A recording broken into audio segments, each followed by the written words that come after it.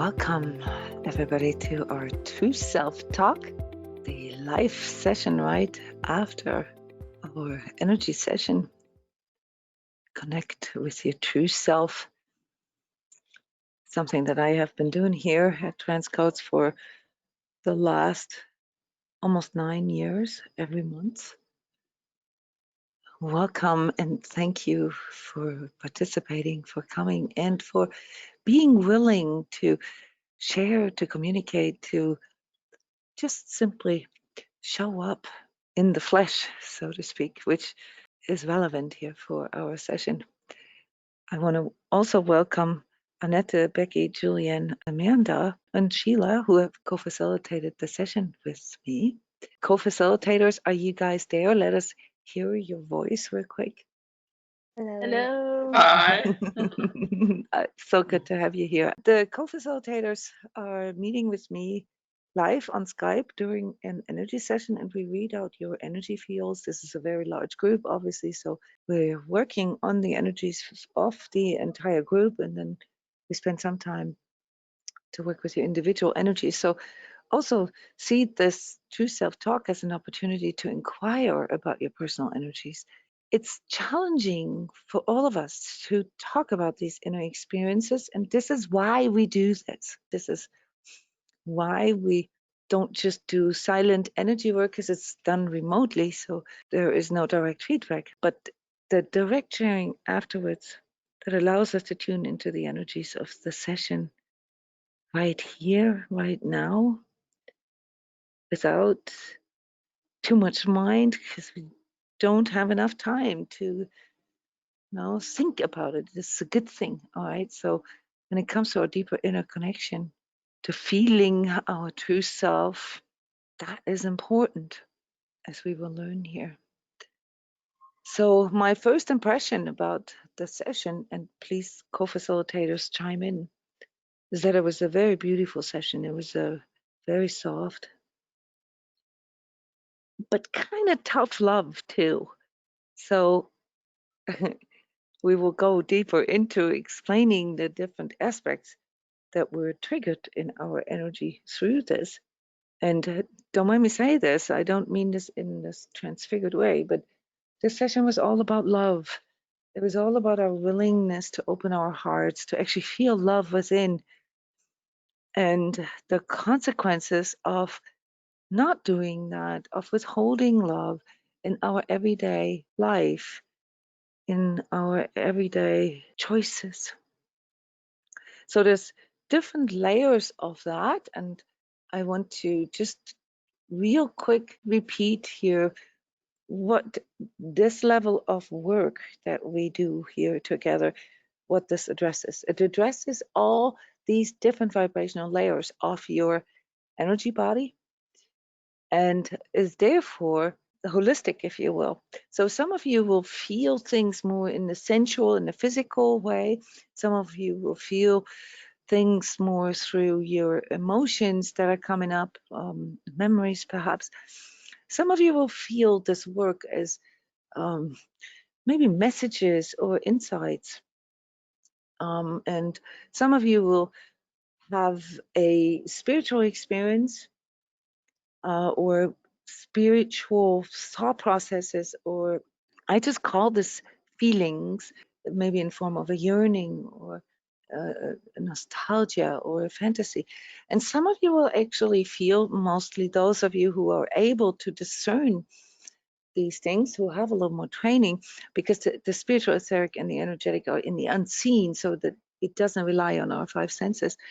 I will feel pulls, like inner gravity, things that you are familiar with. Some refer this to like past lives or deja vus or something like that. But when you are a trained energy worker, you can differentiate this.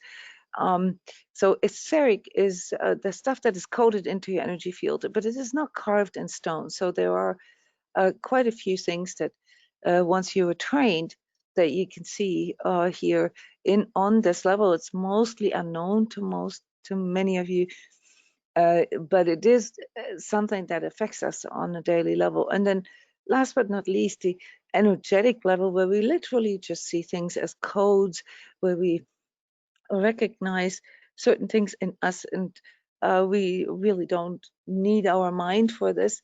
It can help us, obviously, when we are trained. So this is what an energy healer training does for us, is that it gives us enough information for our mind to be on board. But it is not really a mental process.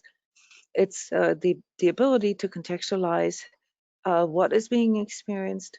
And even though it's in the unseen, we all know, assuming that you guys count yourself to the group of energetically sensitives, and some of you perhaps even to the group of empaths, meaning that you feel energies at all times. You're constantly under the impact of them, but you might not necessarily know what the meaning is or how to contextualize this. So when I report about the session and when we get into the discussion here in a few moments, I want you to understand that this is the depth of work that we do with your energy field during the session.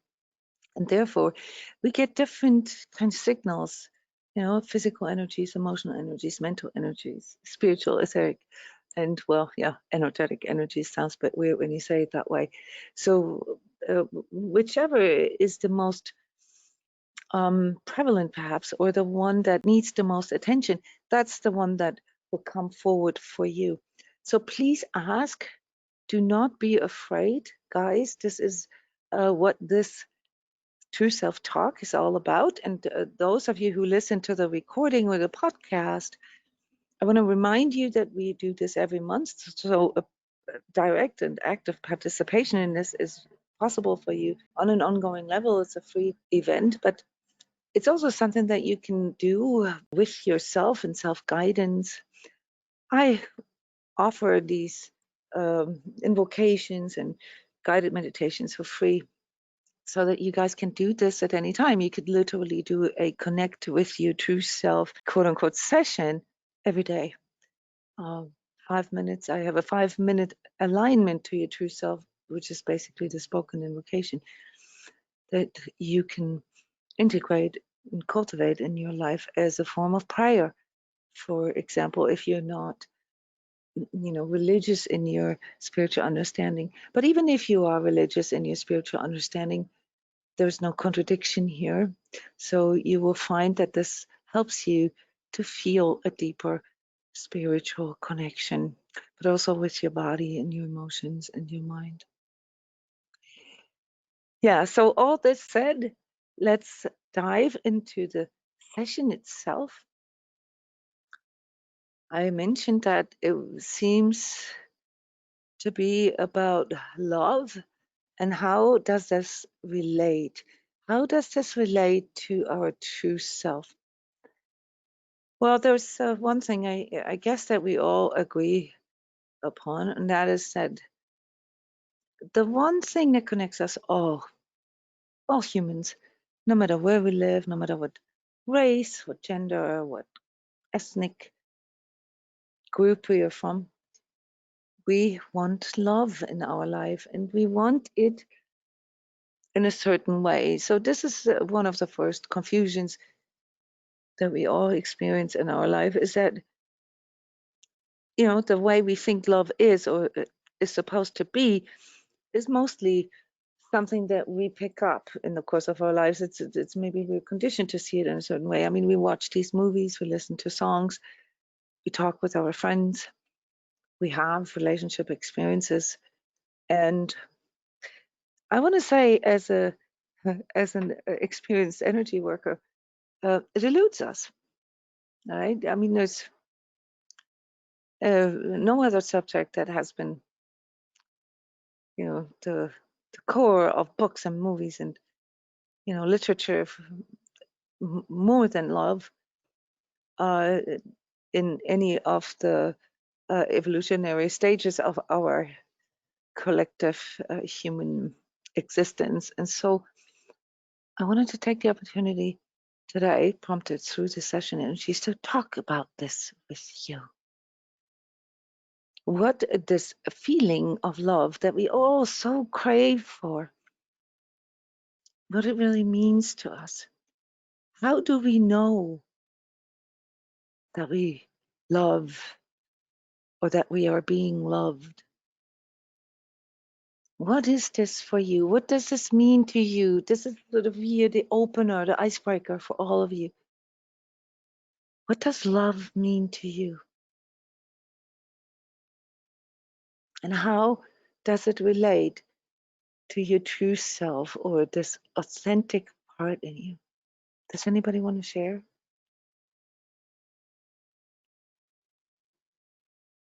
Maybe things in the session prompted you to feel into this or think about it or sense certain things that you may not contextualize in the same way as I'm doing this right now. But what does love mean to you? How do you know that you're acting, that you're thinking, that you are in love?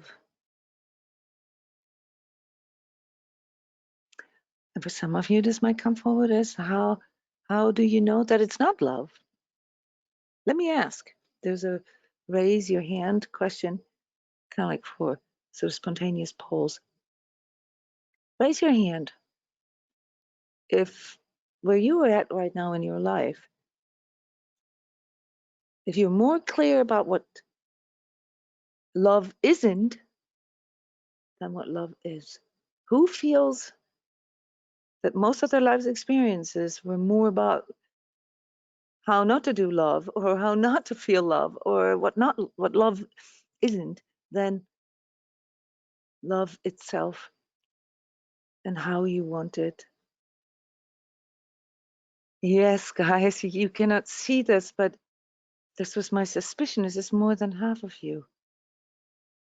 And there's no reason to feel bad about this because as per design, our human body, our human makeup is programmed to learn the fastest and the most effectively through pain, through what is not, through what, how not to do things. All right. This is how our nervous system and even our neurotransmitters, how they are calibrated.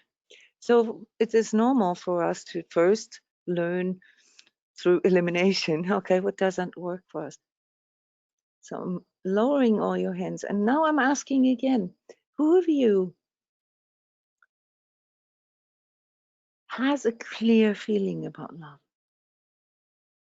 Knowing what love feels like inside of you. And this doesn't entail that you have it, that you are experiencing it right now. That doesn't mean you have to have a partner or you don't need to be married. This is a very general question. Who feels you can recognize love inside of you? Okay, so this is, I would say, like 25, 30% of you. Wonderful. Is anybody willing to share with us, just in general, maybe inspired through this session, but just in general, to share here with us how you know this? How do you know what love feels like? And just so you know, everybody feels it differently, so there's no right or wrong, obviously. But we're using the power of this group to come together and talk about these high vibrational concepts and share with another, to learn from another, and also to pick up from another. Who would like to share? What does love mean to you?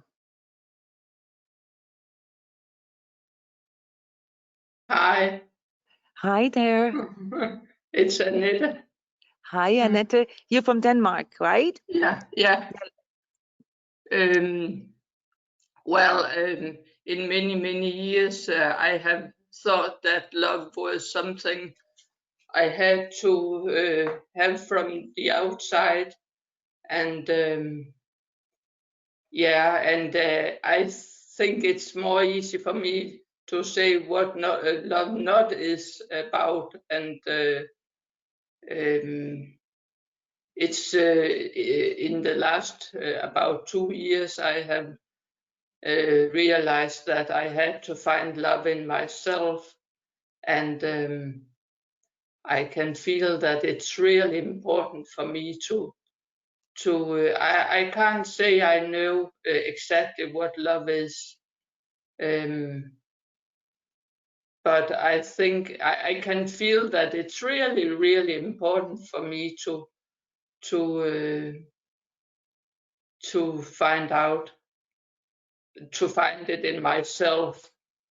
Um, and yeah, I can't say exactly how it's linked with to truth, but in a way I know that these two is connected. So this is interesting, Annette. You know, because but if you think about it, all of us here,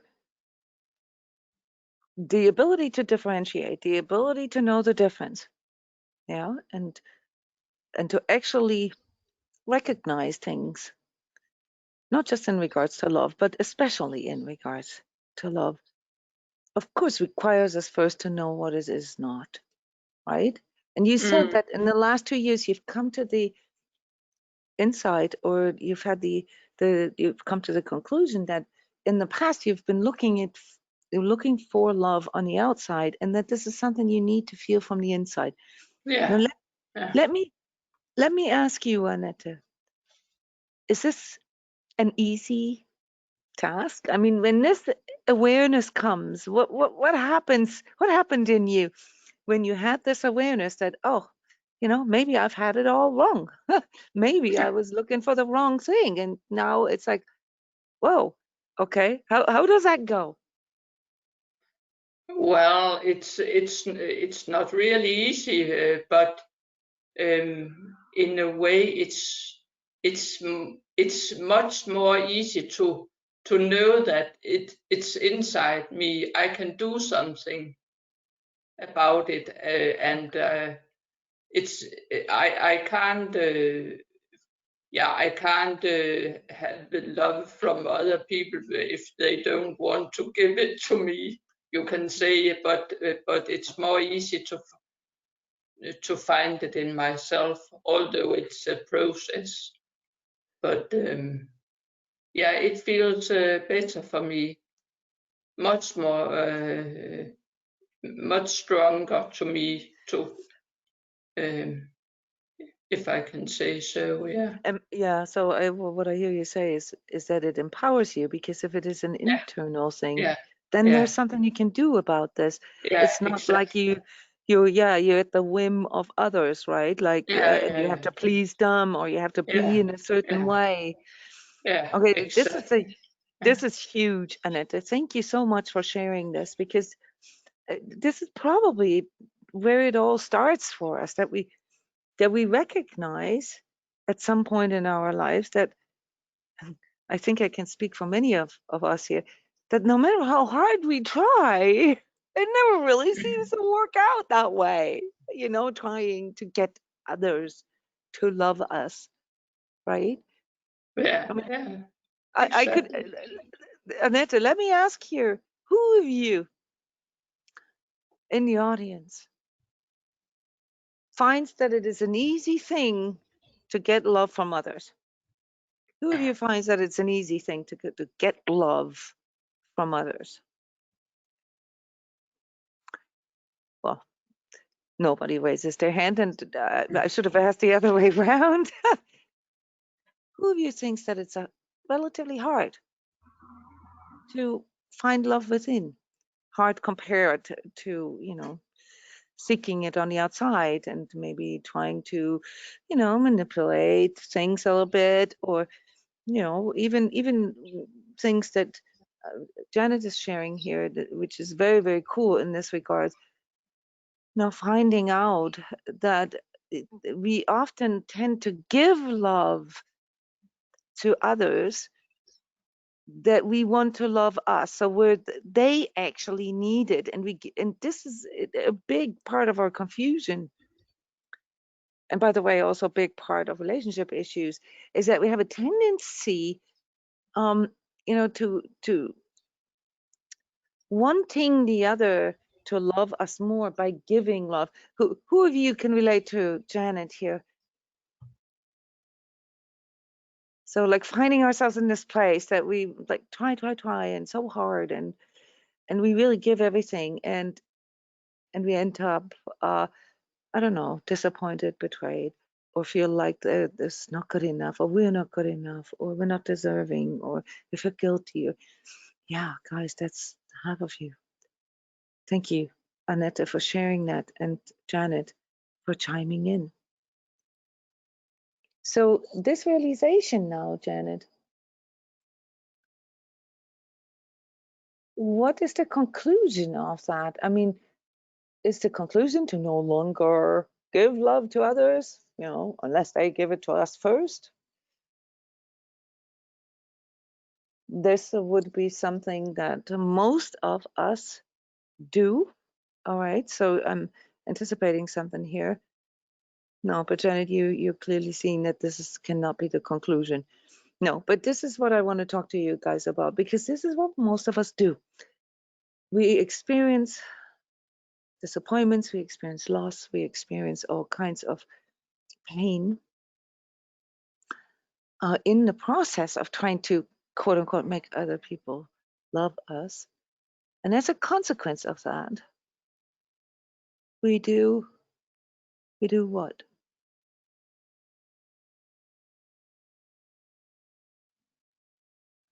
Justine is commenting here, and I'm trying to get you guys to talk into the microphone. And you are spot on here with your comment. What do we do when we get disappointed, when we experience pain, when we feel betrayed?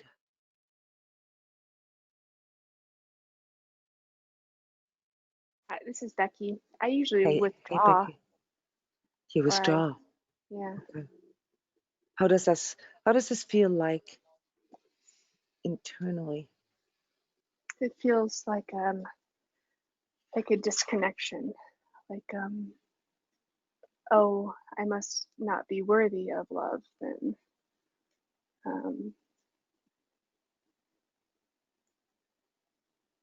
Yeah.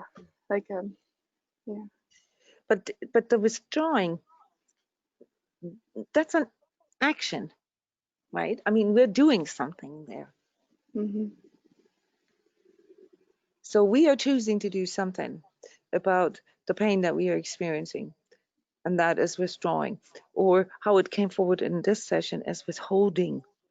We're starting to disconnect. Yeah. But it is something, and we often don't realize this, that we are choosing to do. And you just brought in an aspect here that is so, so common.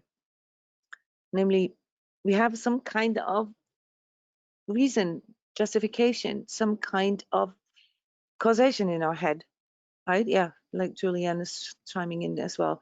We're shutting down. We're like, oh, I can't take this pain, and now we're shutting down.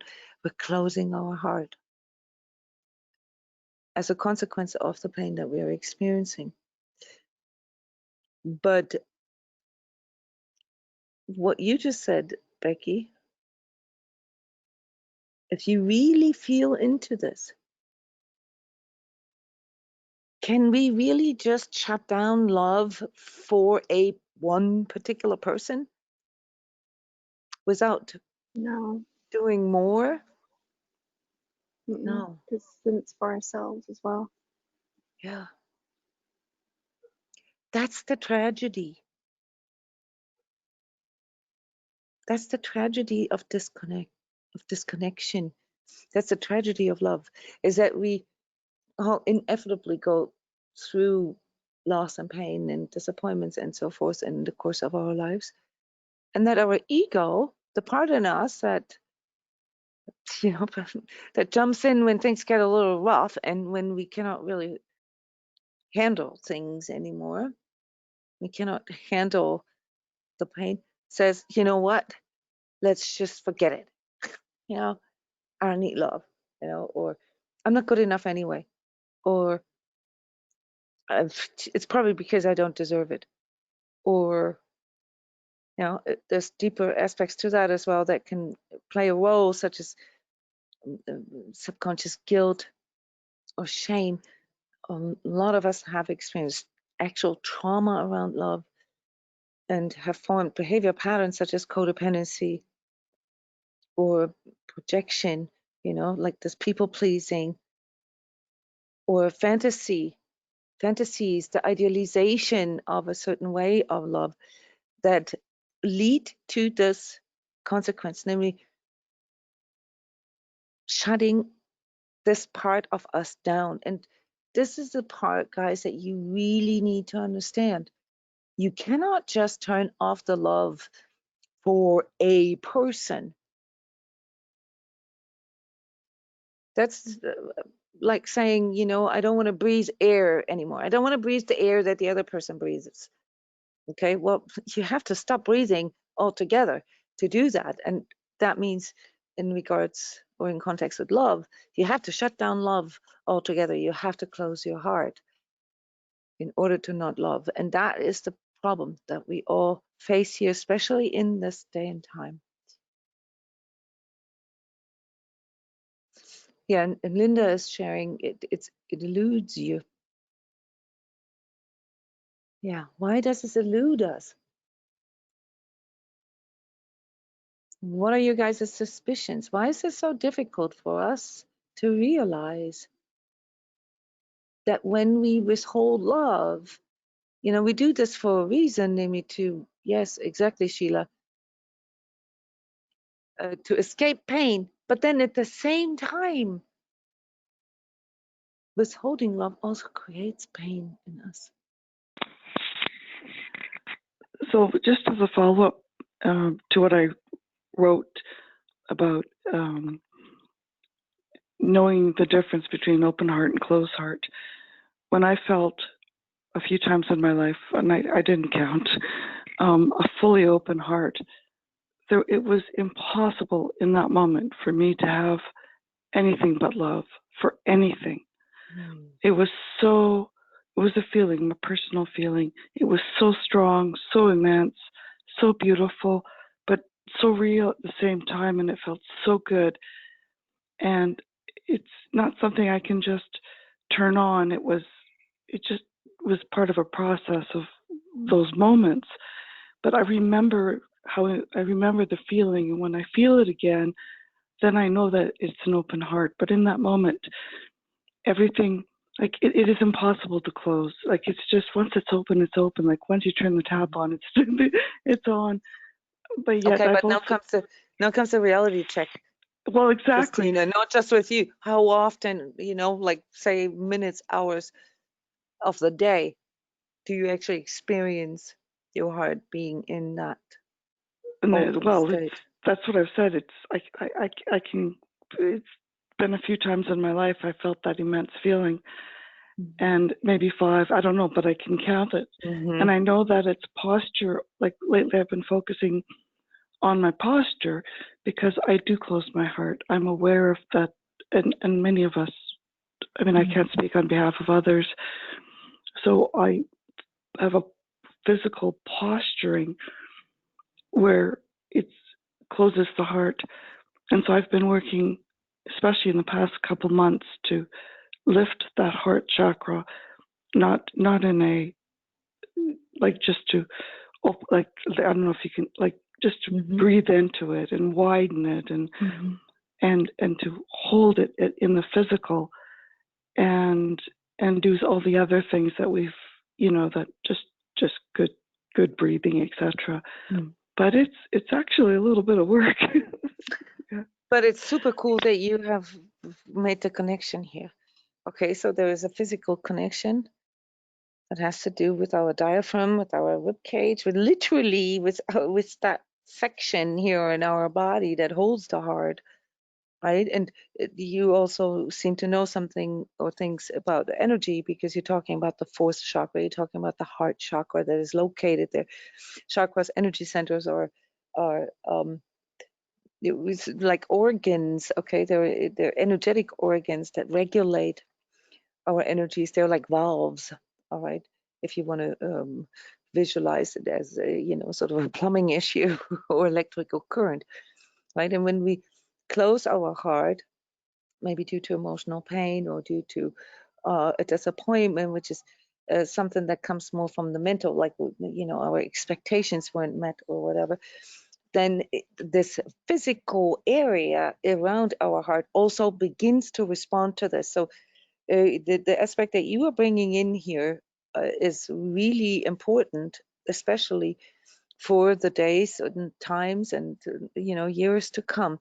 Namely, to recognize that one of the reasons why heart diseases are the leading cause of death in most industrialized countries is because of this. It's the consequence of a closed heart. And what does that do?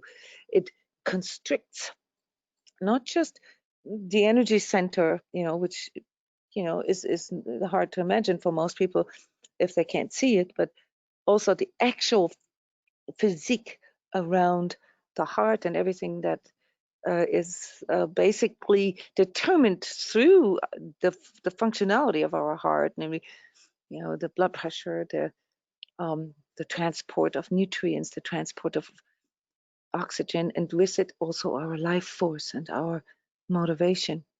So yeah, Justine, thank you for being so honest and sharing this with us, that it's the other way around. The times that you were aware, conscious of your open heart, you can count them maybe on one hand. All right. And for the most part of your life, and I think it's okay to speak for most of us here, we do not experience this.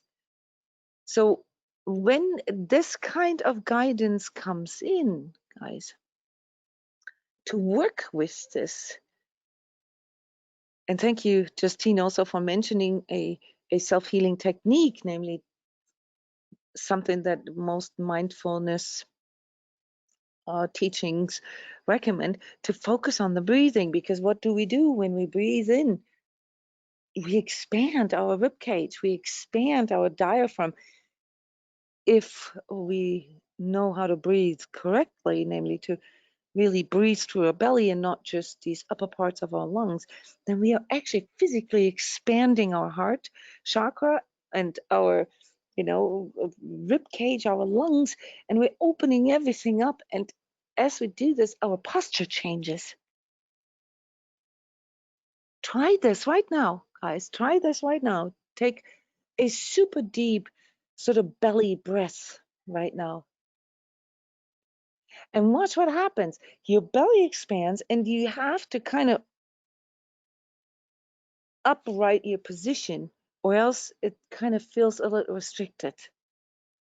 Now, if you do this on a regular basis, if you cultivate this, maybe in meditation or just sort of conscious breathing, yoga is one of these physical techniques that is connected with the breath, then you will find that everything in your body changes. And those of you who are energetically sensitive to the point that they can actually feel energies flowing through you, you also notice that it begins to motivate you. It begins to change your perception. You are all of a sudden, quote unquote, upping your vibes. Okay, so this is more than just a physiological aspect of our being. It affects all the other aspects as well. So that is a very good input here, Justine. And if this is the guidance that came forward for you personally, then that's a wonderful way of tuning back into how to connect. Because the main message here, the main theme of this session was to focus on teaching ourselves how love really feels like. And for some of you, it is a physical, for some of you, it's an emotional, for some of you, it's spiritual, some of you, it's an insight. Okay, for some of you, it's an energetic experience. truth is, it's happening on all these layers anyway.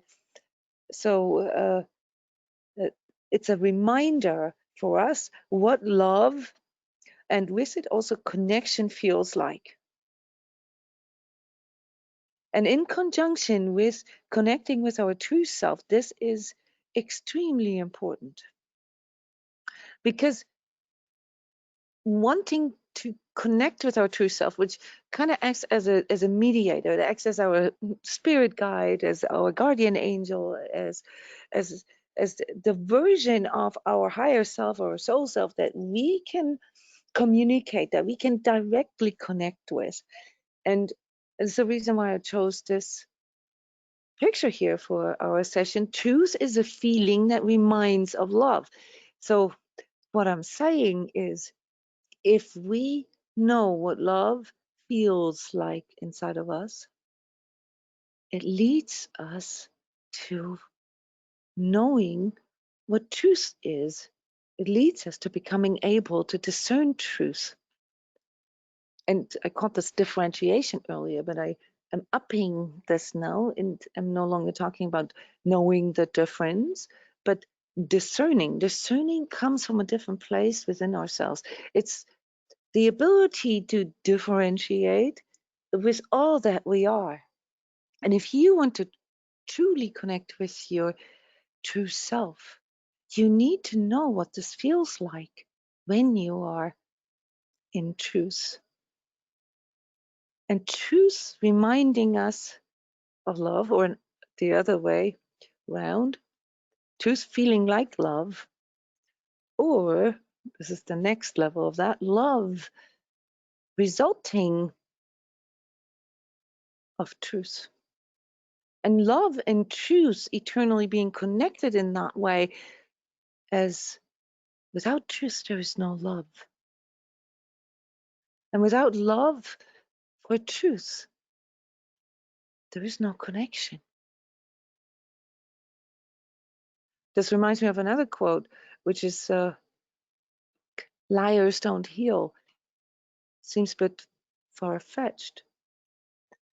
But if you really feel into this, if we are in that disconnected place and deceive ourselves with all the justifications and good reasons why we don't open our hearts, why we choose to withhold, then you understand, that the self-deceit being the lying to ourselves, why it's so difficult to heal. Healing defined as a spontaneous increase of our vibrational energies through inner connection. You understand what this means? We can only heal something, and healing not as in like removing flaws or fixing things, but as in, increasing the vibrational expression of that, the making things go from an unhealthy expression into the healthier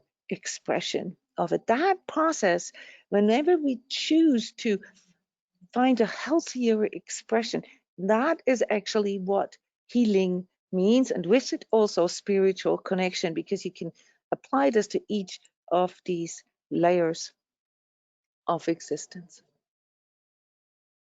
So basically what I'm saying is, without being open, without having an open heart, it is impossible to feel truth. And when it is impossible for us to discern truth, it's pretty much also impossible for us to connect with our true self. And when we cannot connect with our true self, we also cannot know what true love feels like. So Annette, when you mentioned in the beginning that you had this insight a couple of years ago, and that ever since you're working on this, you confirmed this. It is work. It is work to recontextualize all these conditioned beliefs that we have, that love needs to come from the outside, that love is, that there's only so much love out there, and that we have to grab it and get as much as we can, or else we run out of love. or that love is something that we need to deserve, or that we need to be in a certain way for, or that love is something that we need to give, in a way that it feels like a sacrifice almost, or that love comes with pain, or that love is something that needs to be in this idealized way, okay, this fantasizing way. These are all misconceptions and error perceptions of, or as the consequence of us not being able to discern truth, to discern love. And there's another component to this. This may, go a little too far for you right now, but when we cannot discern truth, when we cannot discern love, we also cannot discern freedom. And the worst of all, freedom being sort of the execution of our free will, the execution of our higher consciousness here in this 3D existence, namely us making conscious choices. When we do not have this freedom, we can also not feel truth or love. And you see how all this, like a cat chasing its own tail, how it all derives around the same thing, namely us waking up, being conscious and aware enough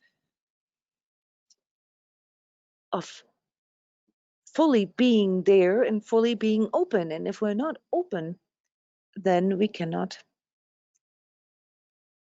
receive love, and we cannot give love, and we cannot discern truth, and we are not free to make choices. And this does not mean that we have to go out into this world. This is the third aspect of this session, and just randomly send our love to everybody, and that we should just be open at all times and suck everything up and suppress our emotions and have no boundaries. This is a major new age transfiguration, a spiritual confusion. Having an open heart, loving with an open heart, does not mean to suck up the darkness that is around us. It does not mean that we have to sacrifice ourselves, our own needs for others. On the contrary, guys. And when you can discern truth, and when you can discern love, when you know what true love and lovingness and unconditionality is, then you can feel the truth in what I am talking about. Love is not something that is being bestowed to you or somebody else. You are not the bestower of love either. You are a conduit of love as you align yourself to your own inner truth and love. Love flows through you, just like creativity flows through you. Those of you who know what this creative flow feels like, let me ask you, who of you knows exactly what I'm talking about when I'm talking about creative flow? When things just so really, it just so flow out of you, they go easy. It's not a struggle. It just comes to you. Maybe we have some artists here in this group, or people who are doing this professionally. Yeah, so many of you, not that many, but some of you do know what this feels like. Love is the same way. It is something that is always there, but that we need to align ourselves to. And as we are aligning ourselves to it, then it begins to, or we become a conduit for it, and then it begins to abundantly become available to us. So these moments that Justine referred to as, these overwhelmingly beautiful moments in her life where she felt this, she said something extremely important. Everything became love.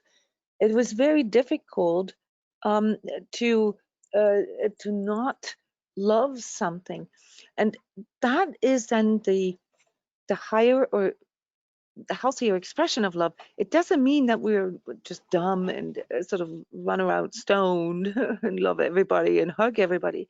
That's not what this means. It means that we begin to appreciate our existence and the existence of all. And with it also, love and truth and freedom being connected in this way, also recognize and honor the importance of respecting other people's truth and love. And that is then easy in such states.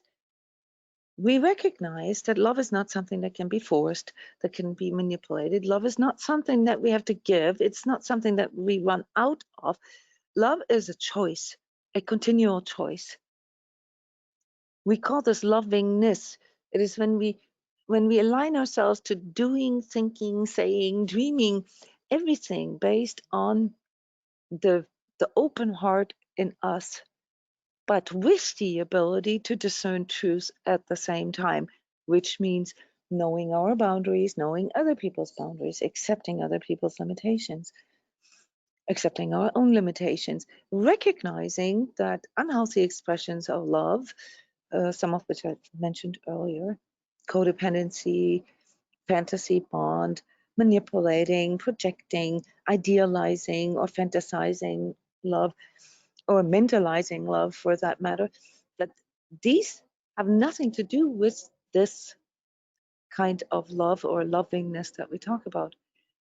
And when a person really begins to work on this, everything in your life recontextualizes. You begin to see how your alignment to love or not also determines your options and your choices and your conditions, what you manifest in love.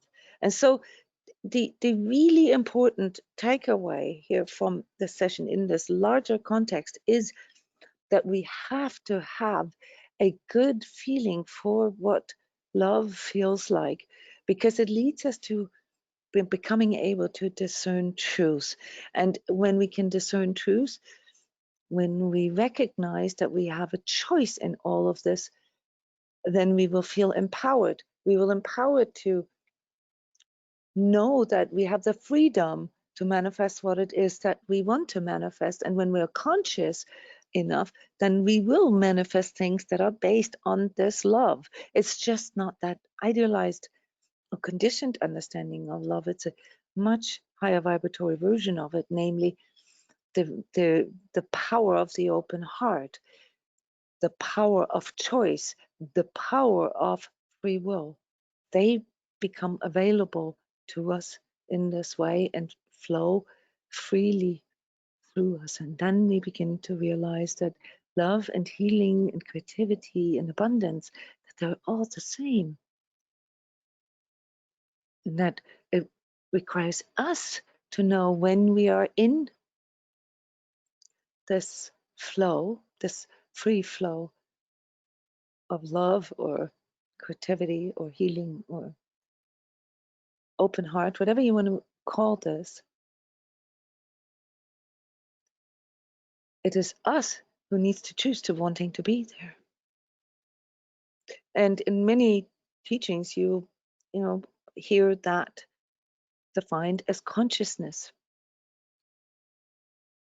Here at transCODES, we contextualize this in many different ways. This is a very systematic way of learning that I am offering here, to really go in and cultivate this every day through meditation, through transmission work, and allowing this inner connection to show you what it's supposed to feel like, to calibrate, to form your inner lexicon, your inner compass of truth, and with it of love and freedom.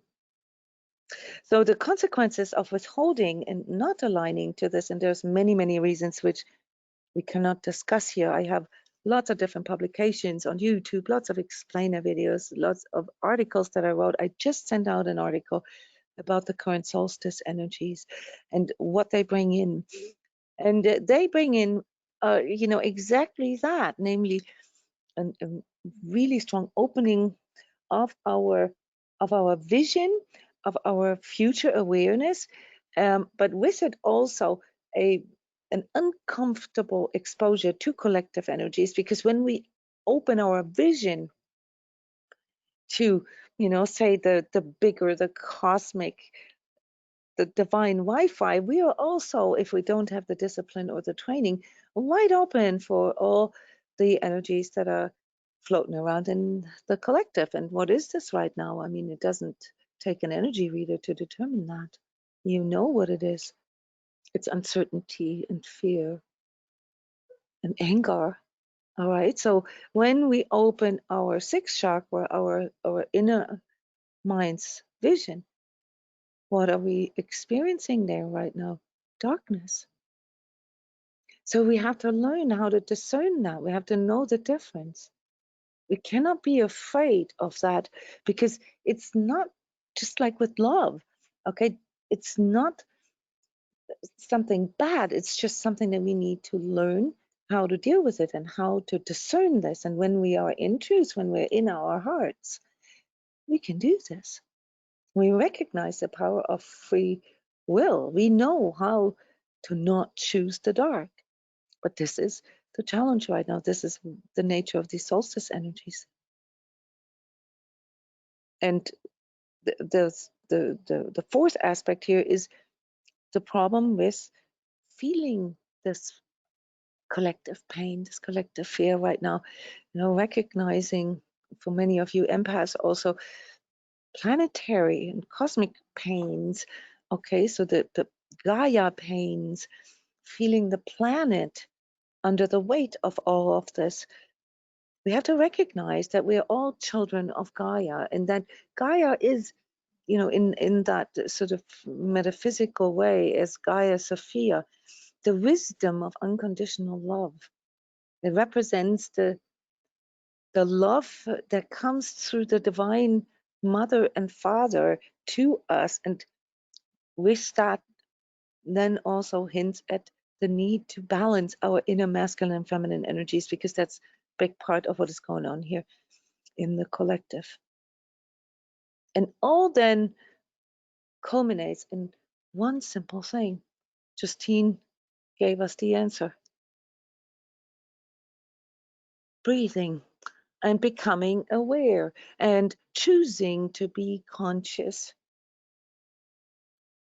And if we're not conscious, we suffer from a bunch of confusions, a bunch of inner darkness and pains and fears, because we get led astray due to the fact that we cannot discern truth.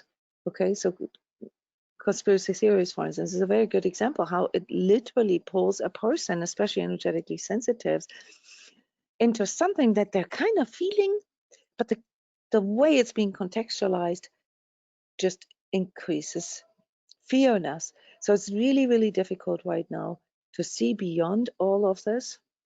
And this is the reason why I get extremely active around the solstice energies and the end of the year energies, because this is when most of you experience emergencies, spiritual emergencies, emotional emergencies, because all this is coming in whether you choose it or not. And if you don't have a compass to navigate through this, it's overwhelming. So what happens if we don't have an inner compass? Physically, on a physical level, it leads to us becoming passive. It leads to us to not moving at all, to not moving forward, because we cannot feel what the answer is. We don't know what the fix is. We don't know what the solution is. So we stay stuck.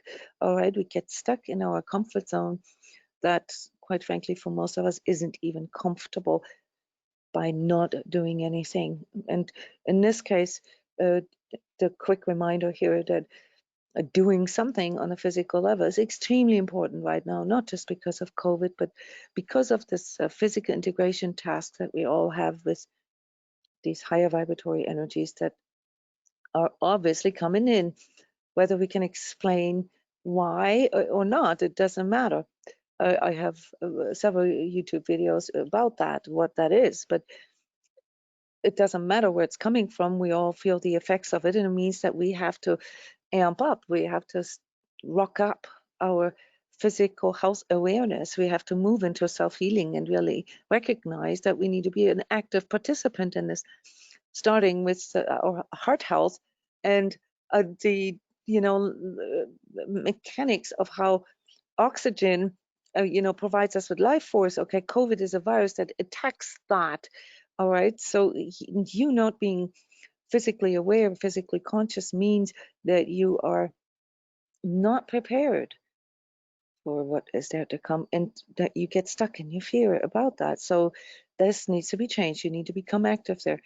Emotionally, what are the consequences when we withhold love and we withhold truth from us? Well, we begin to distrust everything and everybody, and we're hanging on to our pain. We're using this as the self-deceit, as the deception here. And a lot of times it makes us fall for, the lower expressions of love and relationship and belonging. All right. Mentally, it leads to some of the obvious syndromes that we can observe everywhere, depression or anxiety. But underneath all that, that psychological consequence is something that needs our attention, and that is this extremely strong judgment in form of our critical inner voice, this negative inner self-talk, and not feeling good enough. It's all based on lack, okay? And lack is a part of the matrix program, and it's part of the collective programming that we don't have enough, that we are not enough, that there are not enough resources, and so forth.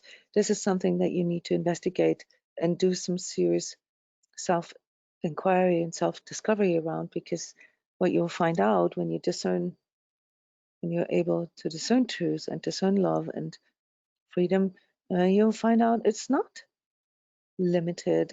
There is no lack. All right, it's just a matter of what we energize. And because we energize fear and pain, well, then yes, in those states, everything feels very scarce. But when we align ourselves to love, the vibration of love, all right, like Justine demonstrated here for us, then everything becomes abundantly available. It's a part of the secrets of manifestation, of conscious manifestation. So on a spiritual level, how does this feel like when we withhold love? We're withholding this inner connection, as Becky witnessed here for us. And this is something that creates a lot of spiritual confusion, guys. In most of us that are not really trained in this, because these ascension ideas, okay, they are all based still on this old programming that we have to be in a certain way, that we have to wear red socks and meditate in a certain pose, that we have to do so and so many hours or minutes of meditation. All this is a bunch of BS. It's all based on spiritual confusion. Inner connection is always there. All right, there's nothing you need to do or acquire. You do not need anything on the outside to experience inner spiritual connection. You just need to choose it, and you need to know how to discern it. And then etherically, what does this do when we withhold love and visit truth and freedom? We get bound to our karma. We get bound to the collective karma. It's very, very strong during solstice energies, guys. And you will feel this Gaia pain, and it will pour oil into your fire. Okay, so that is a confusion. The planet isn't suffering, guys. The planet is a self-healing and self-correcting, nature itself system. It's extremely effective. Yeah, are we a pain in the butt? Humans, are we kind of like, I don't know, lies or fleas, on the Earth's surface? Yeah, but does it mean that she's suffering from us? No. So this is not something that you need to energize. You need to energize your free will. You're choosing to go into this lovingness. You can choose every day to be more loving towards nature, and you'll see that it's a two-way street. It's you become a conduit for this. You can help plant plants. You can increase your environmental awareness. You can make choices every day that energize nature and Gaia and strengthen it in you as well. And then lastly, for those of you who have energetic reading abilities, what it does is that it really prevents you from becoming able to tune into your future awareness. When you withhold truth and love and freedom, you are no longer able to see things for what they are. And it creates an overall inability to discern anything, okay, on any of the levels. So the energetic level of your being is the one that basically trickles down onto all of the others. And that is the choose of what happens to us when we withhold love. All right, it ultimately trickles down into our physical, and that's then what we experience as our 3D reality, as our circumstances and our conditions. So if you want to know your own state of love, your own state of truth, your own state of freedom, then look at your life right now, and you can reverse engineer this. And it might elude you at first because we just did a huge arc here, that this session was extremely insightful with inquiring or with exploring how withholding love and having a closed heart affects us on all these different layers of being, that it might be a little much right now because the mind cannot fully grasp this. We have to break it down into these different layers and begin to form reference feelings for each of these layers and begin to discern our sensations from our emotions, from our thoughts, from our spiritual yearning, from things such as karma, karmic aspects in our lives and energies. So this is basically the task now, guys, for this new era that is starting now here as a consequence of all these things politically, economically, pandemically that we have experienced in this year. And let me give you the truth of all of this. It's a blessing in disguise. All right. It is the biggest gift that we have received here, the biggest gift of light, namely through the confrontation with untruth and unlove, if you will, and unfreedom.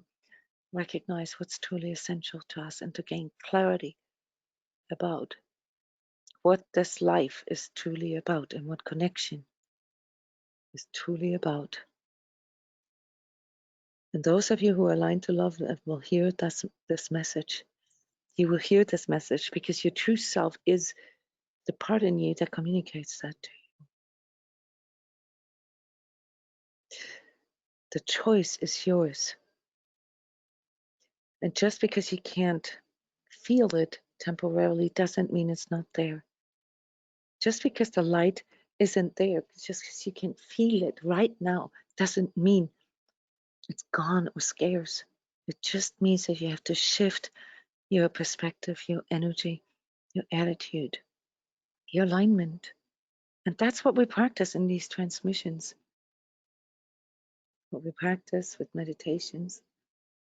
I've written a whole entire online course about this with community and trainings and so forth because it's an ongoing thing. It's work, yes.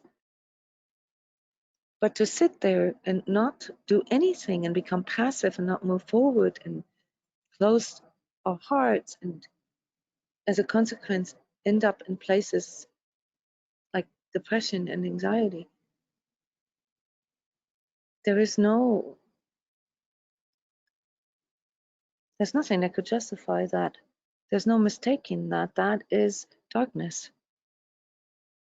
So just because we cannot see the light doesn't mean it's not there.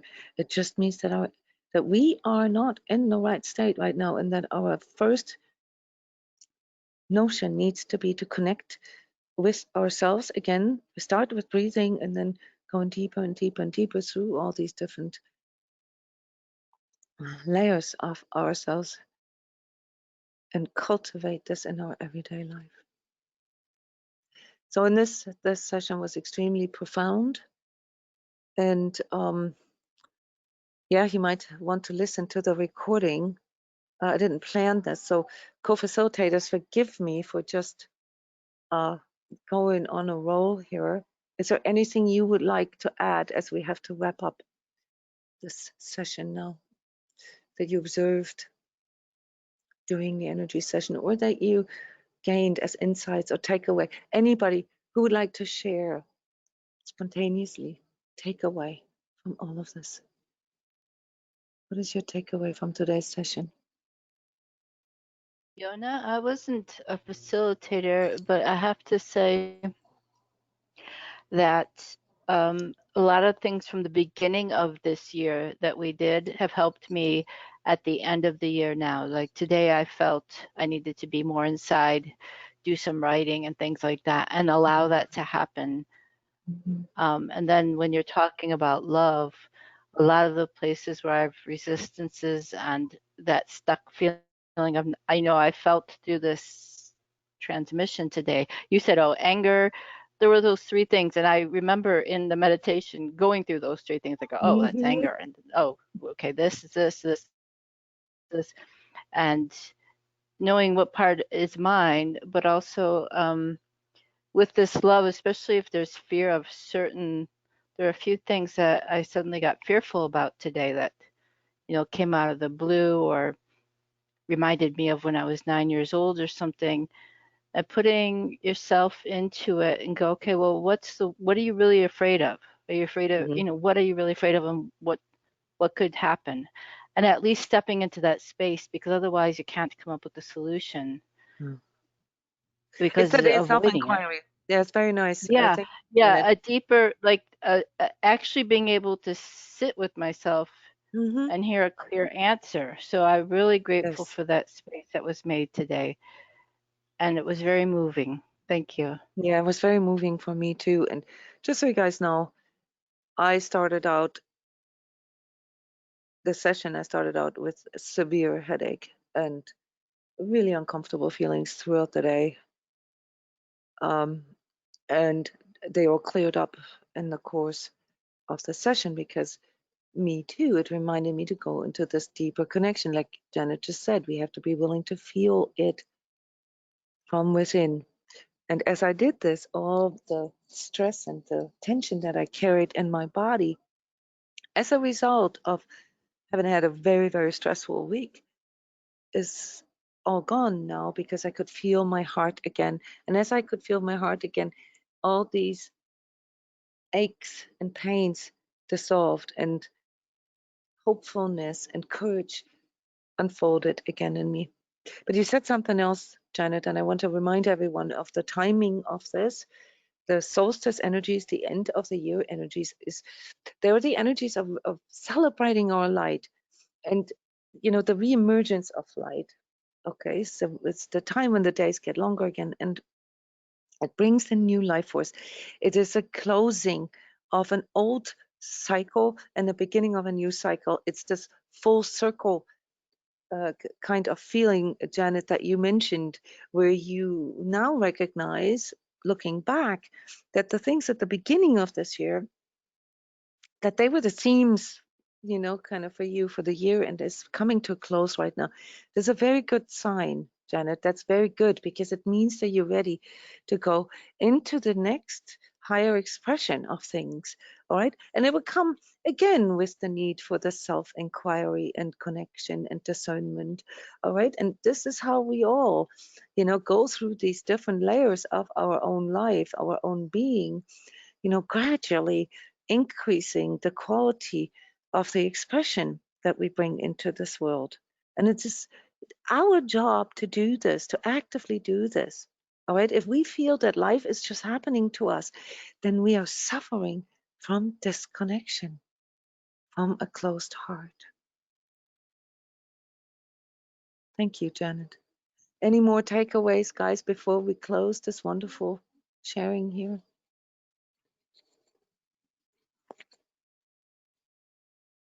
How are you walking out of this now?